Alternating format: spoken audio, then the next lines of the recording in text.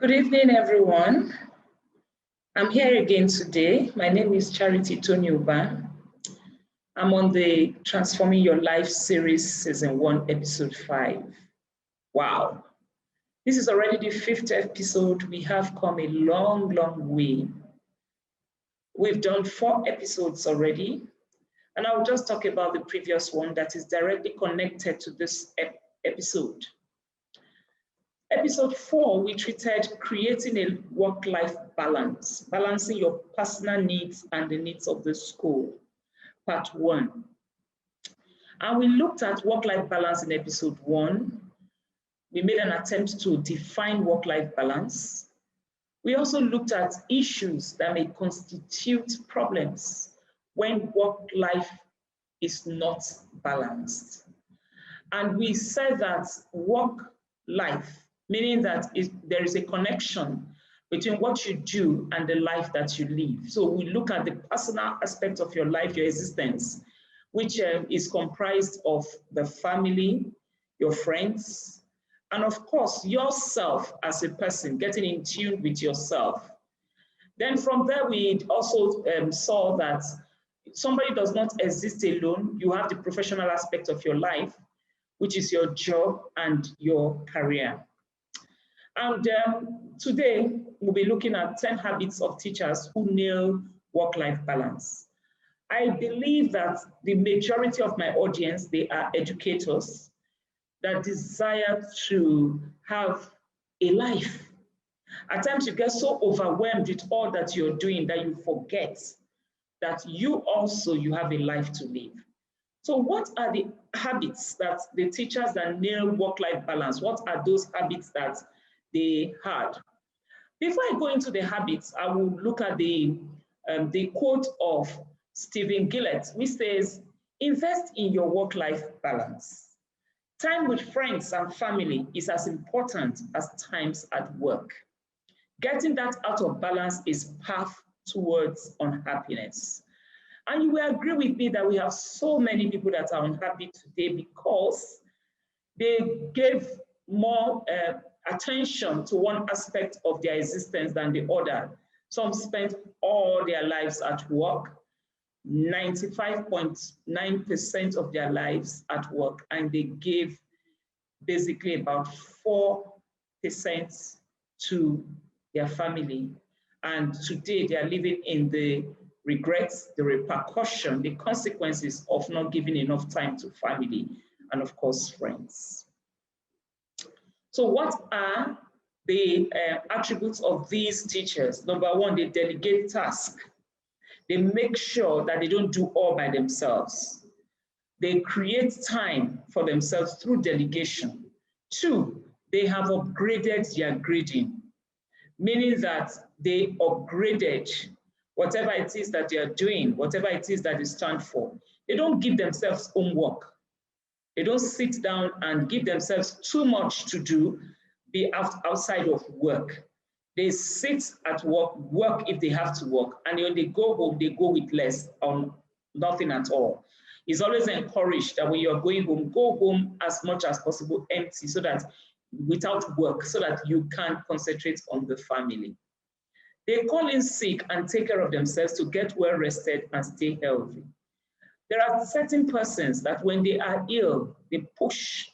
Work would always be there. Nobody is saying you shouldn't work. But as much as possible, you should understand yourself. When you are not up to it, you're not well, you need to spend time to take care of yourself so that you can live for tomorrow to still do the work. So they call in, they own up that I am not feeling too well. And they do that to be able to take care of themselves. If they have to go to the hospital, they visit the doctor.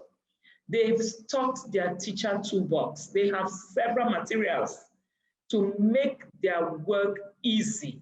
They do not come to work without the right instructional materials. They have so much to make them work faster. They have organizational skills. So they have their toolbox stocked with the right materials to aid their work. They've streamlined their routine. What do you want to do? Do you have a to-do list? Do you have a checklist? That's the only way you can streamline your routine. They know what they want to achieve at every point in time. They don't go it alone. Nobody can achieve it all alone. There is a quote that says, the team makes the dream work. So they believe in teamwork. They cannot function alone. They say, and nobody is an island. So they understand that and they practice it. They value extracurricular relationships. Friends would always help you to distress.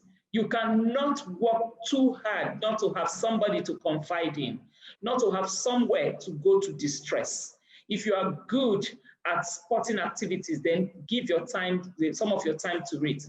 Spend time to be outdoors, spend time to go for long walks, spend time to join an association where you can also give of your own, volunteering activities. It makes you a happier person.